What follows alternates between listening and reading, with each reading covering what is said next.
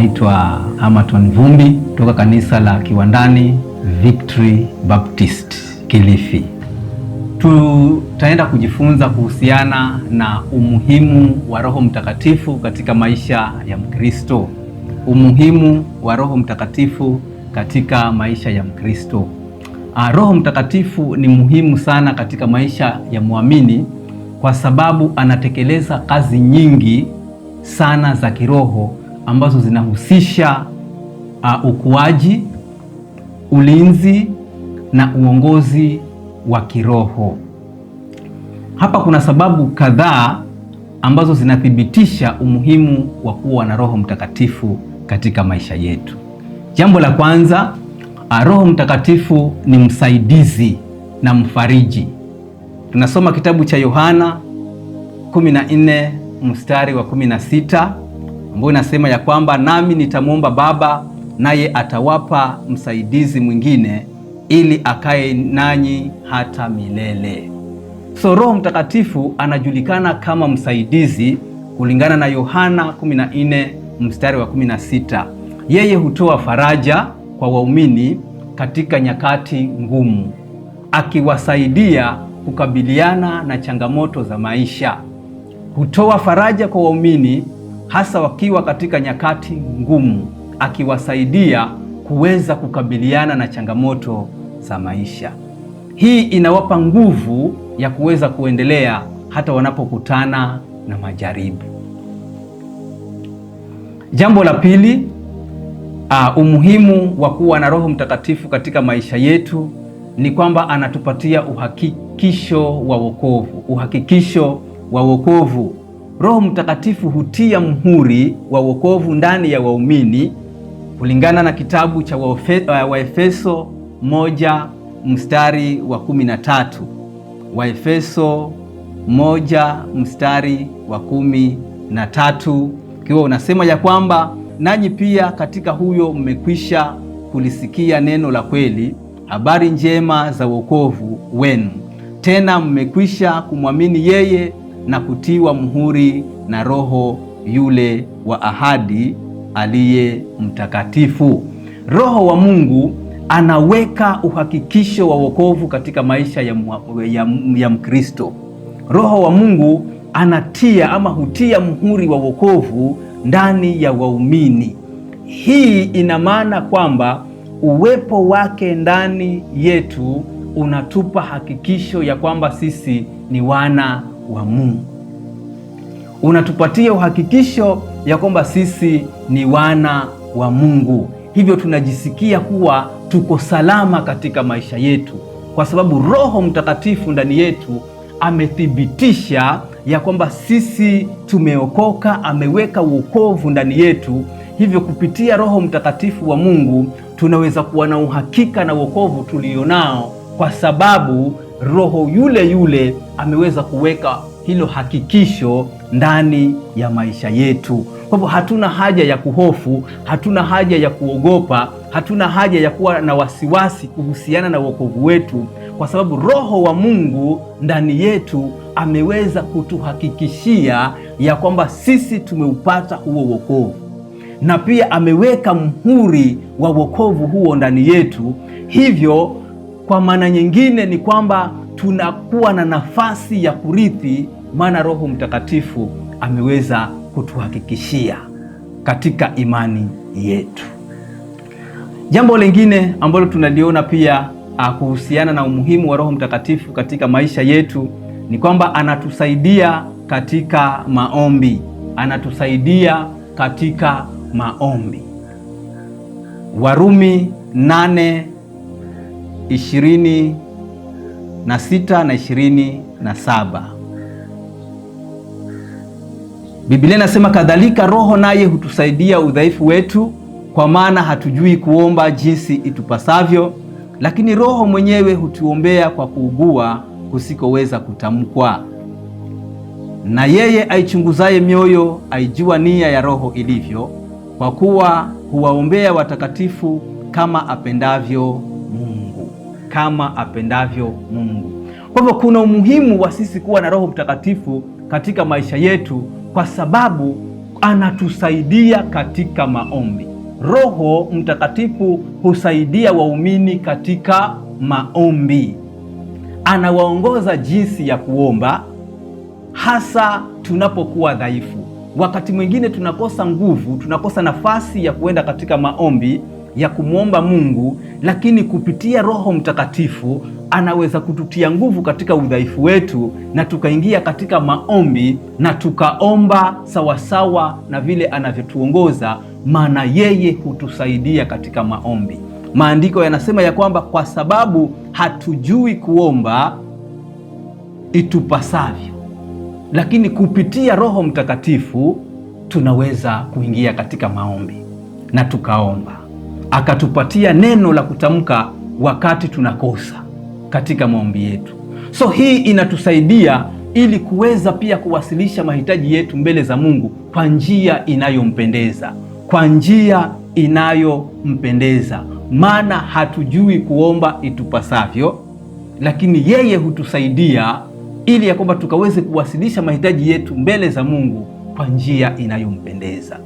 Kwa hivyo tunaona ya kwamba kuna umuhimu wa sisi kuweza kuwa na Roho Mtakatifu katika maisha yetu, kwa sababu yeye ndiye anayechukua nafasi kubwa katika maisha ya muumini, akaweze kumsaidia katika hali tofauti tofauti za kiroho na pia maisha ya kawaida, ili ya kwamba tuweze kufanya kulingana na uongozi wa huyo Roho katika maisha yetu.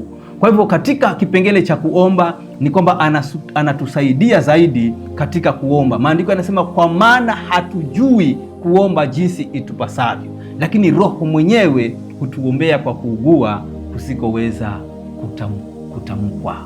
Kwa hivyo unaona kwamba kuna umuhimu katika maisha yetu kama Wakristo kuweza kuona umuhimu wa Roho Mtakatifu katika maisha yetu na kumruhusu ili akaweze kutuongoza, akaweze kutuelekeza, akaweze kutufundisha katika maisha yetu ya kila siku. Jambo lingine la 4 ni kuhusiana na utakaso. Roho Mtakatifu anafanya kazi ya kutakasa maisha ya waumini. Hiyo tunasoma katika kitabu cha Wakorintho wa kwanza 6 mstari wa 11. 6:11 Wakorintho wa kwanza. Biblia inasema, na baadhi yenu mlikuwa watu wa namna hii, lakini mlioshwa, lakini mlitakaswa, lakini mlihesabiwa haki katika jina la Bwana Yesu Kristo na katika Roho wa Mungu wetu. Kwa hivyo tumeona ya kwamba umuhimu wa Roho Mtakatifu mwingine tunaouona ni kwamba Roho Mtakatifu analeta utakaso katika maisha ya Mkristo. Analeta utakaso. Roho Mtakatifu anafanya kazi ya kutakasa maisha ya waumini.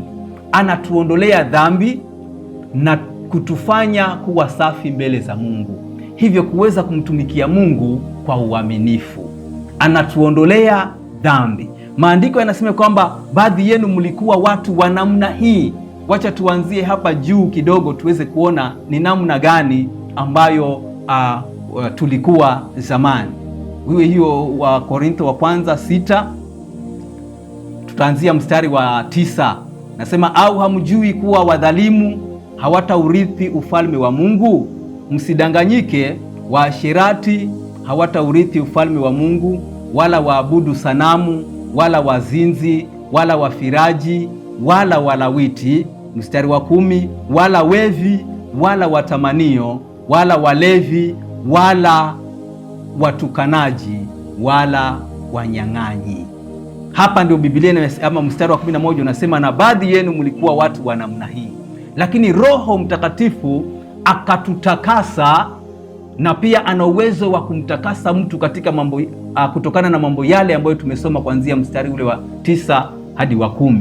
Anaweza kukuondolea dhambi ile ya unyang'anyi, dhambi ya ulevi, dhambi ya wizi, dhambi ya ulawiti. Anaweza kutakasa, anaweza kutusafisha na kutuondolea dhambi zote zile na kuweza kutufanya safi mbele za Mungu, hivyo kuweza kusimama mahali kwa kumtumikia Mungu kwa uaminifu.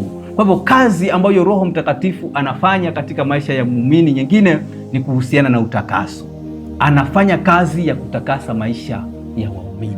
Tunakuwa hatuishi tena chini ya dhambi, lakini tunaishi katika kweli ya Mungu, maana Roho Mtakatifu ameweza kututakasa na kutuondolea dhambi zote zile. Kwa hivyo kuna umuhimu wa sisi kuweza kuona ya kwamba Roho Mtakatifu anakaa ndani yetu na kutuongoza katika mambo haya yote.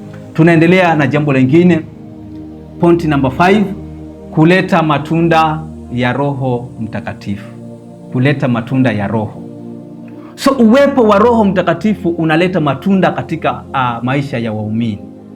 According to Galatians, Wagalatia 5 mstari wa 22 na mstari ule wa 23. Roho Mtakatifu analeta tunda la Roho.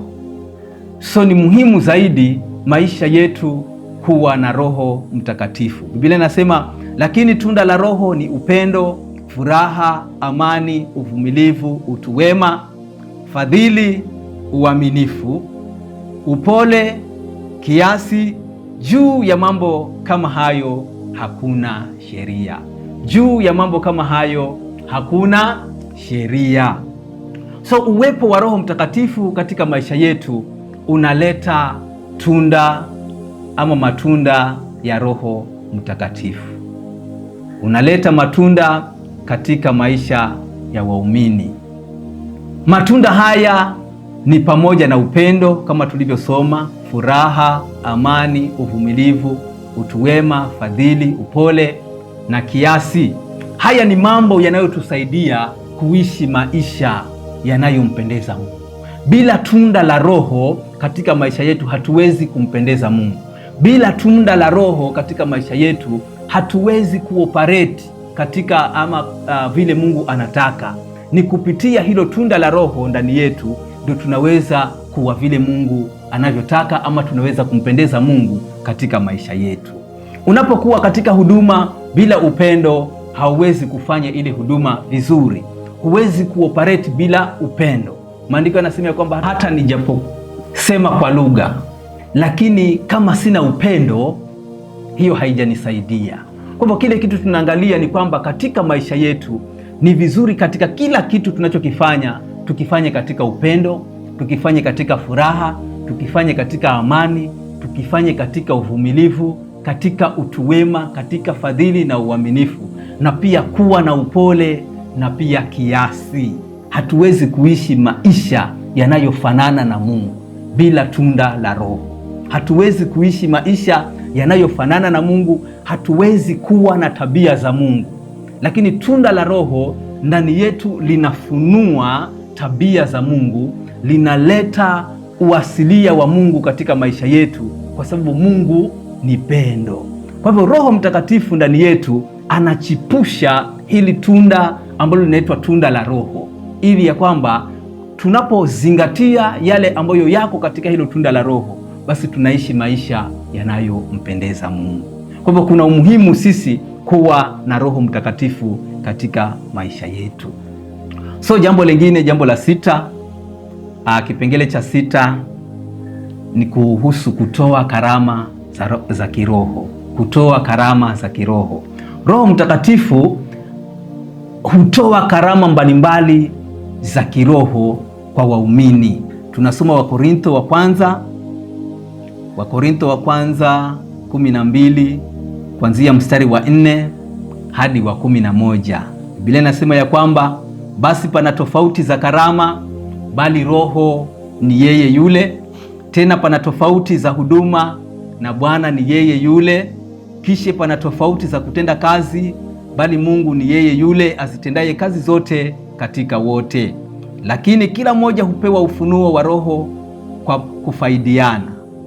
Maana mtu mmoja kwa Roho apewa neno la hekima, na mwingine neno la maarifa, apendavyo Roho yeye yule. Mwingine imani katika Roho yeye yule, na mwingine karama za kuponya katika Roho yule mmoja, na mwingine matendo ya miujiza, na mwingine unabii, na mwingine kupambanua roho, mwingine aina za lugha, na mwingine tafsiri za lugha.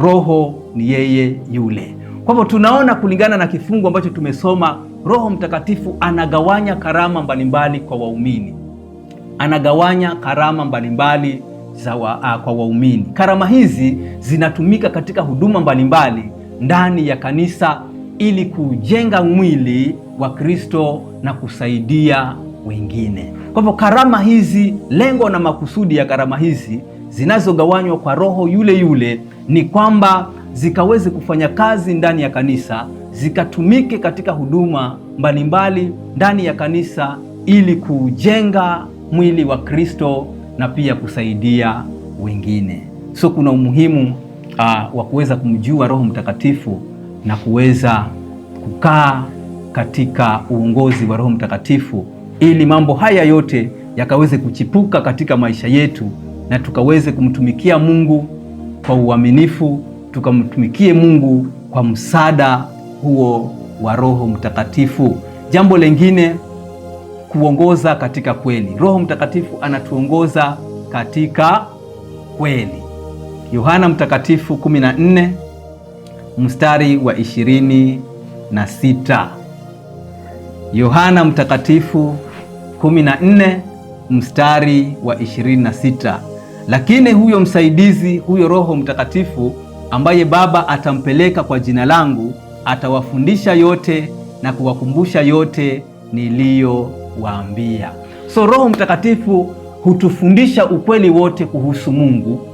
Yeye hutusaidia kuelewa maandiko na kutufunulia mafumbo ambayo hatungeweza kuyafumbua bila msaada wake.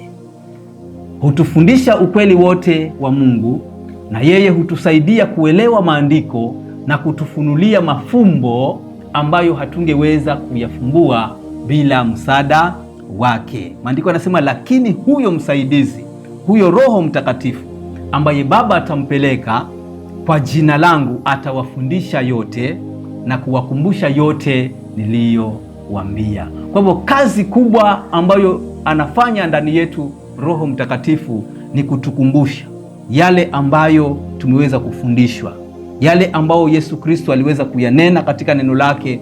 Anatufundisha, anatukumbusha, maana ni msaidizi ambaye tumepewa kwa jina la Yesu Kristo, kwamba aje atufundishe, atufunulie mafumbo ambayo hatungeweza kuyafumbua bila msaada wake. Ni hayo, na Mungu atubariki.